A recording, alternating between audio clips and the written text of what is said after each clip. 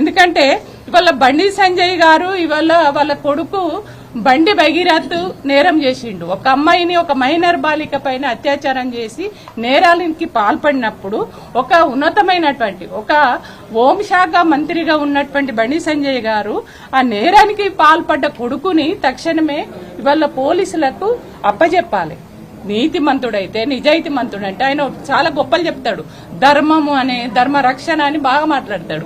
కానీ నీ ధర్మం ఎటువైంది? నీ ఇంట్లోనే నీ కొడుకే నేరానికి పాల్పడితే నీ కొడుకును నువ్వు కాపాడడం కోసము ఇవాళ పక్కదారి పట్టేయడానికి చేస్తున్నావనంటే ఆ నేరం చేసిన వాడిని కాపాడడం అని అంటే నువ్వు కూడా నేరస్తుడివే కదా. అందుకని నేనేమంటున్నంటే ఇవాళ మొట్టమొదటి ముద్దాయి బండి సంజయ్ కుమార్ అని నేను అంటున్నాను. కాబట్టే తక్షణమే బండి సంజయ్ గారిని బర్తరఫ్ చేయాలి. బీజేపీ పార్టీ ఆ మంత్రి పదవి నుంచి తీసేయాలి. ఇవాళ వెంటనే నైతిక బాధ్యత వహించి కూడా రాజీనామా చేయాలి. అదేవిధంగా ఇవాళ నేరానికి పాల్పడ్డ ఇవాళ బండి భగీరథ్ ఎవరైతే ఉన్నారో ఆ అబ్బాయిని వెంటనే తక్షణమే కస్టడీలోకి తీసుకోవాలి, అరెస్ట్ చేయాలని మేము డిమాండ్ చేస్తాం.